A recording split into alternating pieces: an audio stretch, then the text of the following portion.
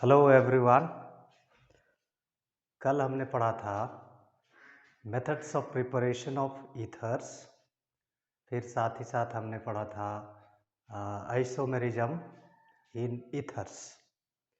ठीक है, आइसोमेरिज्म के अंतर्गत हमने यही पढ़ा था कि ईथर्स दर्शाते हैं चेन आइसोमेरिज्म, फंक्शनल आइसोमेरिज्म और मेटामेरिज्म।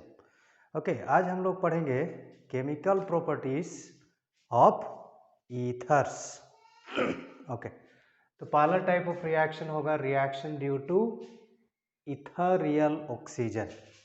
द इथेरियल ऑक्सीजन, तो ये होता है हमारा ईथर, जिसमें ऑक्सीजन में डाइवेलेंट ऑक्सीजन में दो अल्काइल ग्रुप जुड़े होते हैं, तो इसको हम बोलते हैं इथेरियल ऑक्सीजन। ओके, इसमें दो लोन पेयर ऑफ इलेक्ट्रॉन होता है। इस ऑक्सीजन में दो लोन पेयर ऑफ इलेक्ट्रॉन होता है। तो इस कैटेगरी का रिएक्शन में एक रिएक्शन हम लोग देखते हैं। Okay, ethers react with strong mineral acids. Mineral acids हम लोग बोलते हैं हाइड्रोक्लोरिक एसिड, सल्फ्यूरिक एसिड और नाइट्रिक एसिड। इनको कलेक्टिवली मिनरल एसिड कहा जाता है। तो ईथर्स रिएक्ट करते हैं स्ट्रॉन्ग मिनरल एसिड्स के साथ to form oxonium salt. Oxonium salt ऐसे diethyl ether plus hydrochloric acid. तो ये है, ये जो प्रोडक्ट है ये है diethyl oxonium chloride. Diethyl oxonium chloride. Okay, ठीक है। ऐसा ही डाईफिनाइल ईथर का रिएक्शन होगा HCl के साथ, तो बनेगा डाईफिनाइल ऑक्सोनियम क्लोराइड। ओके, तो ये रिएक्शन होता है ड्यू टू इथेरियल ऑक्सीजन। है, इसमें दो लोन पेयर ऑफ इलेक्ट्रॉन होता है और इसीलिए ये बॉन्ड बना लेता है। ठीक है, हाइड्रोजन HCl के हाइड्रोजन के साथ। ओके, ठीक। अगला ये इंपॉर्टेंट रिएक्शन है, ये आता है एग्जाम में। Reactions involving CO bond. इसमें कार्बन ऑक्सीजन बॉन्ड टूटता है। ओके, तो ये एक्चुअली है रिएक्शन विथ, ओके, पहला रिएक्शन होगा रिएक्शन विथ HX, क्या, hydrogen acid, hydrogen acids HX, reaction with hydrogen acids. Okay, ये रिएक्शन दो प्रकार से होता है। ठीक है, जब हाइड्रोजन एसिड की मात्रा लिमिटेड होती है तब ए mixture of alcohol and alkyl halide बनता है। क्या, ए mixture of alcohol and alkyl halide बनता है। ओके, तो ए नंबर में लिख दो ethers react with limited supply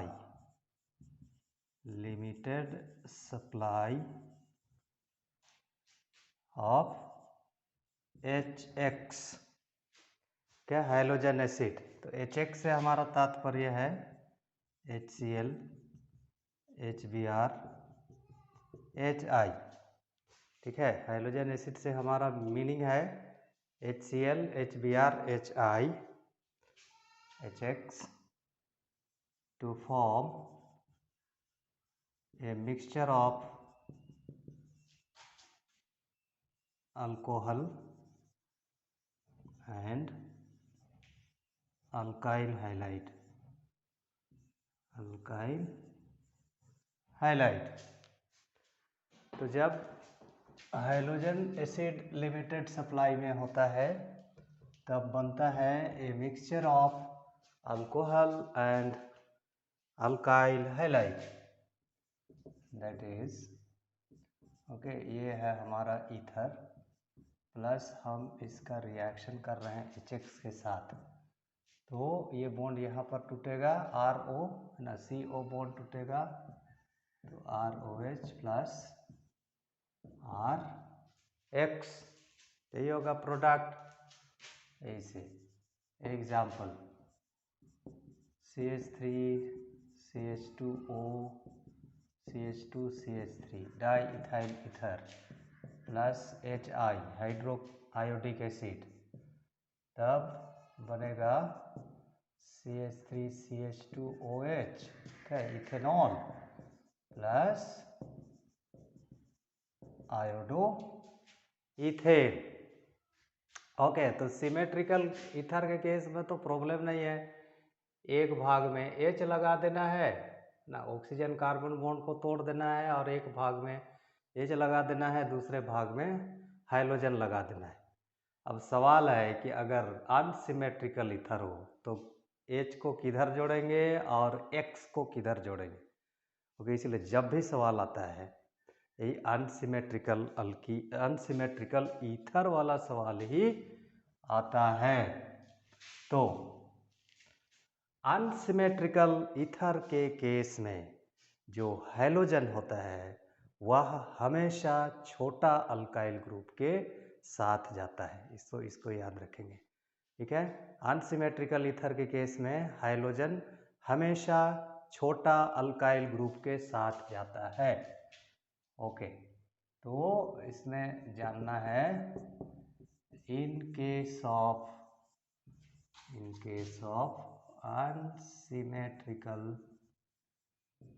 unsymmetrical ethers X, okay, X means halogen, X always goes with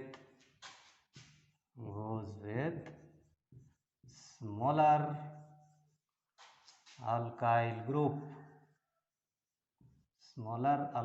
group, ठीक है, तो इस बात को ध्यान में रखेंगे।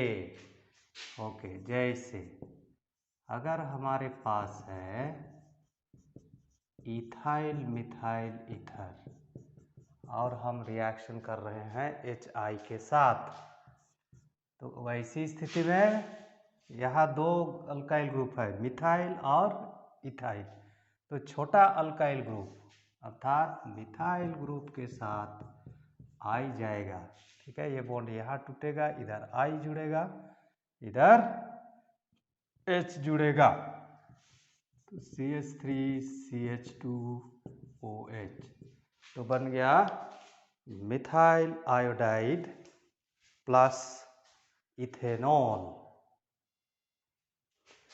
ओके, तो इसमें अनसिमेट्रिकल में हाइड्रोजन, इस केस में HI के केस में हाइड्रोजन है I, तो हाइड्रोजन हमेशा जुड़ेगा छोटा अल्काइल ग्रुप के साथ और H जुड़ेगा बड़ा अल्काइल ग्रुप के साथ, और इसमें ये बॉन्ड टूटेगा कार्बन ऑक्सीजन बॉन्ड। ओके, तो ऐसे ही अगर हम लेंगे मिथॉक्सी बेंजीन प्लस HI, तो ये CH3 के साथ I जुड़ेगा, ये वाला बॉन्ड यहाँ पर टूटेगा, ठीक है, इधर I जुड़ेगा, इधर H जुड़ेगा, तो बन जाएगा फिनॉल प्लस आयोडोमिथेन। अब इस ईथर के केस में, ठीक है, ये बॉन्ड भी यहाँ पर टूटेगा, नियमानुसार आयोडीन छोटा अल्काइल ग्रुप के साथ जुड़ेगा, तो इधर आयोडीन जुड़ेगा और इधर H जुड़ेगा, इसलिए बनेगा टर्शियरी ब्यूटाइल अल्कोहल और मिथाइल आयोडाइड।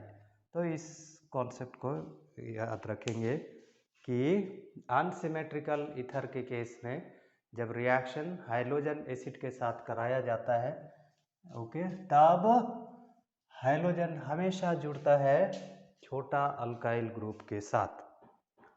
ओके, अगर हाइड्रोजन एसिड एक्सेस में है तो हो जाएगा ether reacts with excess of halogen acid to form haloalkane and water। तो इसमें haloalkane and alcohol नहीं बनेगा, haloalkane and water बनेगा, that is ROR plus HX, तो बन जाएगा RX, okay, 2 times plus H2O, RX 2 times plus H2O, okay. तो इसका भी एक आध तो एग्जाम्पल देखते हैं।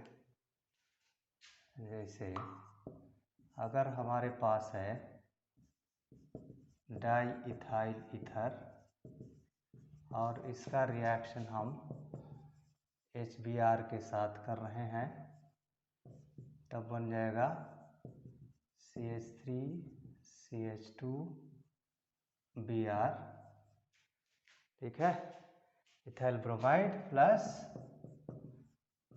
H2O। ओके, अगर अनसिमेट्रिकल वाला है, जैसे मान लिया हमारे पास है C6H5O CH3 प्लस मान लिया कि हाइड्रोजन एसिड है HI, तो वो ये हो जाएगा, ओके। तो देखना कि अगर उसमें 2 लिखा हुआ है, कंप्लीट द फॉलोइंग में अगर यहाँ 2 लिखा है तो समझ जाओ कि ये एक्सेस ऑफ हाइड्रोजन एसिड है। अगर इसमें एक ही बार लिखा हुआ रहेगा तो लिमिटेड सप्लाई, तो उसमें हाइड्रोअल्केन एंड अल्कोहल बनेगा। अगर 2HI लिखा है तो उसमें 2 मॉलिक्यूल्स ऑफ, अगर सिमेट्रिकल ईथर रहेगा तो 2 मॉलिक्यूल्स ऑफ हाइड्रोअल्केन और वाटर बनेगा। अनसिमेट्रिकल ईथर रहेगा तो प्रत्येक अल्काइल ग्रुप के साथ एक एक हाइड्रोजन जुड़ जाएगा, 2 प्रकार के अल्काइल हैलाइड बनेंगे। जैसे इस केस में बन जाएगा C6H5I iodobenzene plus iodomethane plus H2O, okay. तो एग्जाम में प्रायः, ठीक है, रिएक्शन विथ हाइड्रोजन एसिड ही पूछा जाता है, रिएक्शन विथ हाइड्रोजन एसिड ही पूछा जाता है, okay.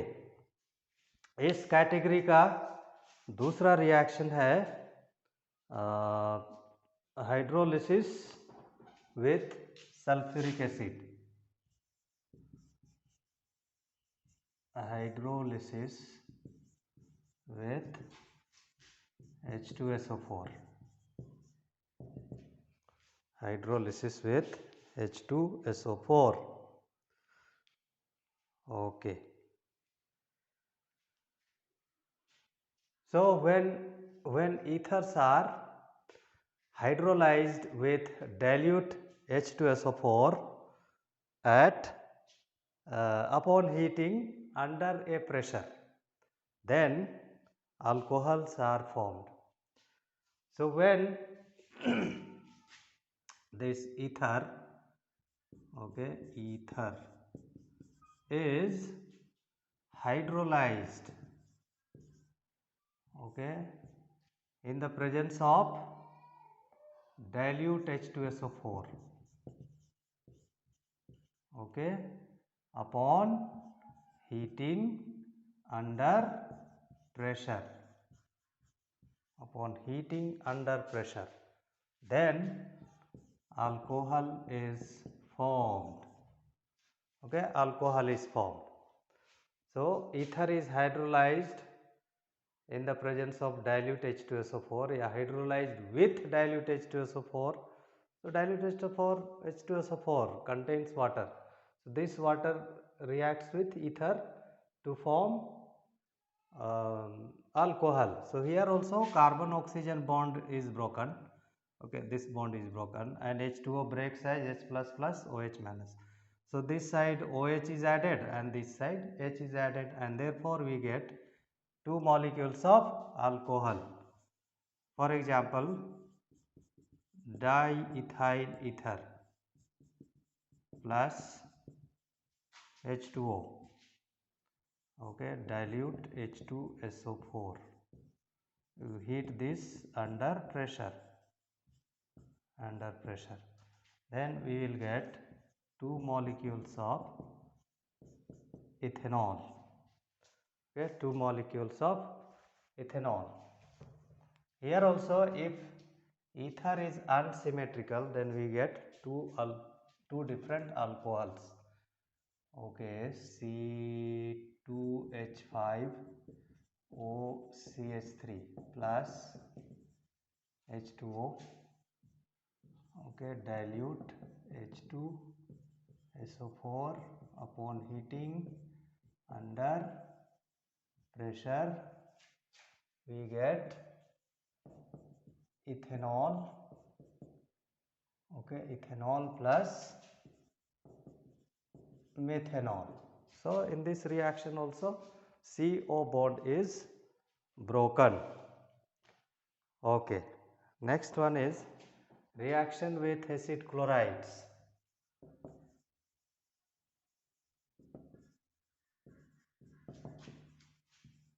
Reaction with acid chlorides.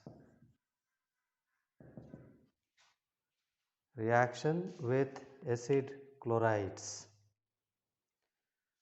Okay.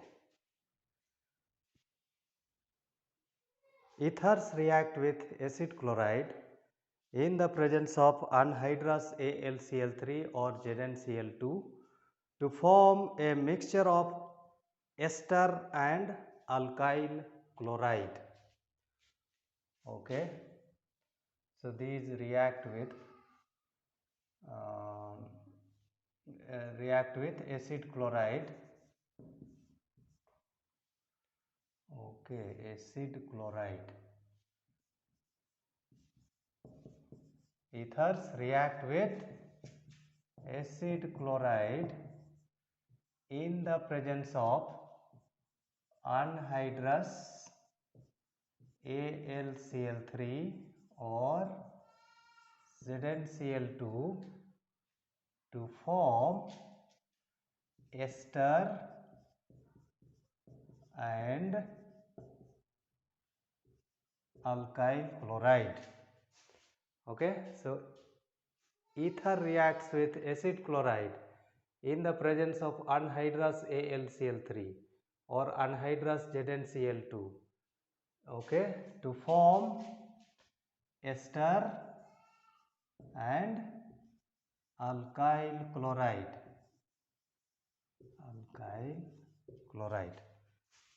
Okay, let us see a specific example. C2H5OC2H5 plus CH3COCl. Okay, diethyl ether, and this is acetyl chloride or ethanoyl chloride. Okay, anhydrous ZnCl2. Okay, instead of anhydrous ZnCl2, anhydrous AlCl3 can also be taken. So this bond will get broken, CO bond. Okay, so this side and here this bond will be broken. So this side, okay, this one will be added to this side and Cl will be added to this side. Okay, C2H5, and so we get a mixture of ester and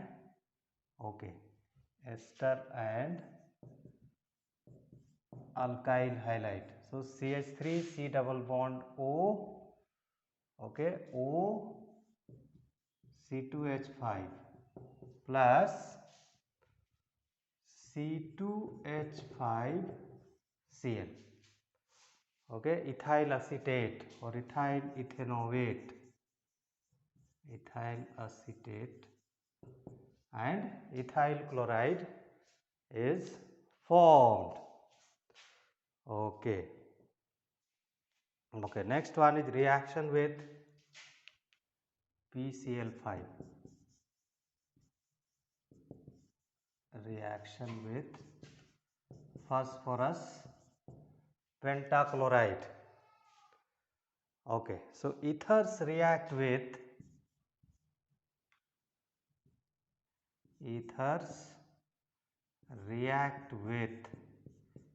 phosphorus pentachloride to form alkyl chloride and POCl3 to form alkyl chloride and phosphorus oxychloride.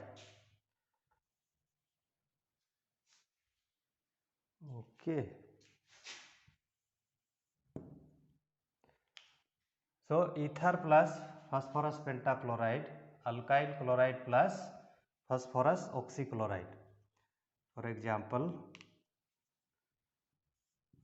C2H5O C2H5 plus PCl5. So we will get C2H5Cl 2 times plus POCl3.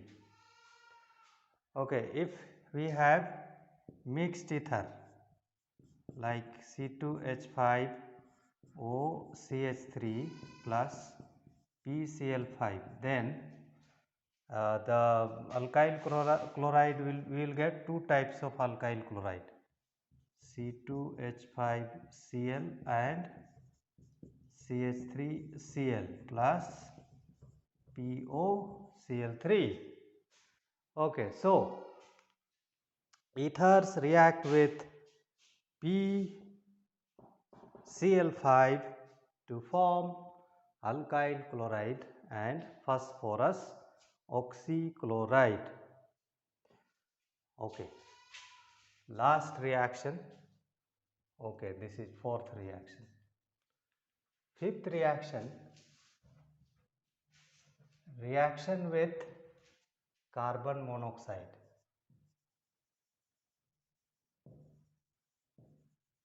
Carbon monoxide. Okay. Reaction with carbon monoxide. Okay. Ether reacts with carbon monoxide in the presence of BF3, boron trifluoride, at high pressure, high temperature and pressure to form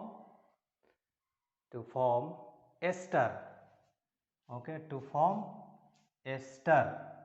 So here ester will be C2H5CO OC2H5. Okay, ethyl propanovate. Ethyl propanovate. Okay, ethyl propanovate.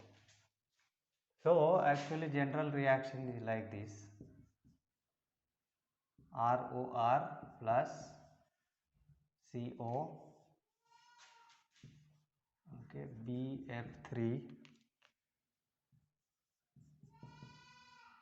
high pressure and temperature, then CO gets inserted between this alkyl group and oxygen. So R CO OR. Okay, so if we take diethyl ether, then the product will be ethyl propanovate. Similarly, if we have dimethyl ether plus CO, okay, BF3, in the presence of BF3 at high temperature and pressure, then the product will be methyl acetate. Okay, methyl acetate. Okay, So these are the types of reactions in which carbon oxygen bond is broken. Okay, so this was actually fifth question. Okay, fifth question. Okay, next reaction is reaction due to the benzene ring. First you note this and we shall see reactions due to the benzene ring. अगला category of reactions है C category, reactions due to the benzene ring, या इसको हम बोल सकते हैं substitution reactions of okay aromatic ethers. तो यहाँ पर हम एग्जांपल के लिए लेंगे मिथॉक्सी बेंजीन या अनीसोल, इसको अनीसोल भी बोलते हैं।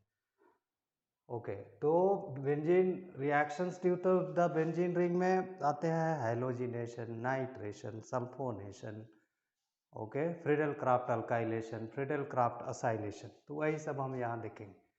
तो जब अनीसोल का रिएक्शन ब्रोमीन के साथ होता है इन the presence of ethanoic acid, तब क्या बनेगा? तो इसके लिए आपको दिमाग में यही रखना है, 11वां क्लास में आप पढ़े हैं कि ये जो ईथर ग्रुप होता है ये ऑर्थो पारा डायरेक्टिंग होता है, और इसीलिए हमेशा दो प्रोडक्ट बनेंगे, ठीक है, ऑर्थो प्रोडक्ट और पारा प्रोडक्ट। इसलिए यहाँ पर हमको मिलेगा ओके ऑर्थो ब्रोमो अनीसोल है, ortho bromo anisole and para bromo anisole. Okay, क्योंकि ये जो ईथर ग्रुप होता है वो ऑर्थो पारा डायरेक्टिंग होता है। ठीक वैसा ही अनीसोल का हम, ठीक है, अनीसोल, मिथॉक्सी बेंजीन को अनीसोल भी बोलते हैं सामान्य नाम। ओके, तो इसका हम नाइट्रेशन करेंगे using A nitrating mixture of concentrate HNO3 and concentrate H2SO4। तब ऐसी स्थिति में बनेगा, ठीक है, एक नाइट्रो ग्रुप ऑर्थो पोजीशन में और दूसरा प्रोडक्ट होगा, एक नाइट्रो ग्रुप होगा पारा पोजीशन में। तो जब भी ये दो मिक्सचर ऑफ टू प्रोडक्ट्स बनता है, पारा प्रोडक्ट अधिक मात्रा में बनता है क्योंकि वो अधिक स्टेबल होता है, ठीक है। तो ये है ऑर्थो नाइट्रो अनीसोल, ठीक है, ये हो गया पारा नाइट्रो अनीसोल, पारा नाइट्रो अनीसोल। ठीक, ऐसा ही यदि हम इसका सल्फोनेशन करेंगे, अनीसोल का सल्फोनेशन करेंगे, तो यहाँ भी दो प्रोडक्ट बनेगा। ओके, दो प्रोडक्ट बनेगा, एक में ऑर्थो पोजीशन में सल्फोनिक एसिड ग्रुप होगा और दूसरा में पारा पोजीशन में सल्फोनिक एसिड ग्रुप होगा। लेकिन जब नामकरण इसका हम करेंगे, नाम लिखेंगे, तो नाम लिखते समय एक बार यहाँ आने के बाद यही बॉस हो जाएगा, तो इसके अनुसार नाम होगा। तो इसको हम लोग बोलेंगे orthomethoxy benzene sulphonic acid, sulphonic acid, और ये हो जाएगा paramethoxy benzene sulphonic acid. So orthomethoxy benzene sulphonic acid और paramethoxy benzene sulphonic acid okay बनेगा। ओके, अब आते हैं Friedel Crafts reaction. Friedel Crafts reactions में दो रिएक्शंस होते हैं, फ्रीडल क्राफ्ट अल्काइलेशन और फ्रीडल क्राफ्ट असाइलेशन। तो जब इस अनीसोल का फ्रीडल क्राफ्ट अल्काइलेशन होगा तो यहाँ हाइड्रोजन बेंजीन रिंग के एक हाइड्रोजन का विस्थापन ओके अल्काइल ग्रुप के द्वारा होता है। तो एक ऑर्थो पोजीशन में, एक प्रोडक्ट में ऑर्थो पोजीशन में होगा मिथाइल ग्रुप और दूसरा प्रोडक्ट में पारा पोजीशन में होगा मिथाइल ग्रुप। ओके, तो इसका नाम हो जाएगा ऑर्थो मिथॉक्सी टोल्यूविन। ये हो जाएगा पारा मिथॉक्सी टोल्यूविन, पारा मिथॉक्सी टोल्यूविन। ओके, ठीक है। अब पांचवा, चौथा का ही B number, Friedel Crafts acylation. Friedel Crafts acylation. Okay, तो असाइलेशन में ओके रिएक्शन होता है विथ एसिड क्लोराइड। तो फिनॉल का अनिसोल का रिएक्शन, मिथॉक्सी बेंजीन का रिएक्शन यदि असेटाइल क्लोराइड के साथ हम करते हैं in the presence of anhydrous AlCl3, तब भी हमको मिलेगा a mixture of two products. Okay, ortho product and para product. ये हो गया ऑर्थो प्रोडक्ट और ये हो गया पारा प्रोडक्ट। ओके, परंतु अभी नाम लिखते समय हम इसको, है ना, ये तो हो गया अनिसोल, ये हो गया असेटाइल क्लोराइड और इथेनॉइल क्लोराइड। अब एक बार प्रोडक्ट बन जाने के बाद अब कीटोन ग्रुप यहाँ का बॉस बन जाएगा, तो इसलिए इसके अनुसार नाम होगा। तो ये हो जाएगा ऑर्थो मिथॉक्सी असीटोफिनोन, असीटोफिनोन। और ये हो जाएगा पारा मिथॉक्सी असीटोफिनोन, पारा मिथॉक्सी असीटोफिनोन। ओके, ठीक है। तो ये हो गया ईथर के केमिकल प्रॉपर्टीज।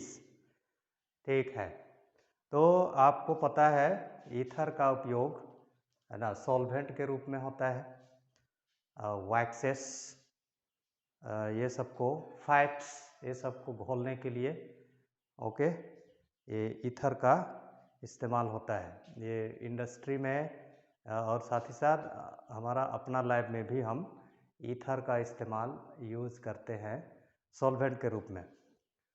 ओके, फिर पहले इसका इस्तेमाल एनेस्थेटिक के रूप में होता था ना, बेहोश करने के लिए होता था, लेकिन आजकल इसका उपयोग एनेस्थेटिक के रूप में नहीं होता है क्योंकि इसका रिकवरी पीरियड बहुत लंबा होता है ना। बेहोश होने में हो करके फिर से होश में आने के लिए अधिक टाइम लगता है, और इसीलिए आजकल, है ना, ये डाई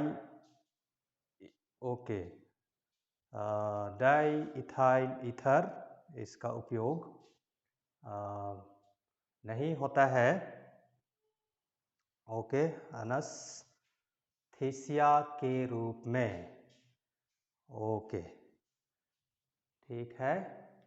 और उसके स्थान पर आजकल, है ना, क्लोरोफॉर्म का भी आजकल उपयोग नहीं होता है, इसलिए एनेस्थीसिया के रूप में हाइलोथेन, है ना, हाइलोथेन इसमें से एक एनेस्थीसिया है जिसका इस्तेमाल होता है एनेस्थीसिया के रूप में।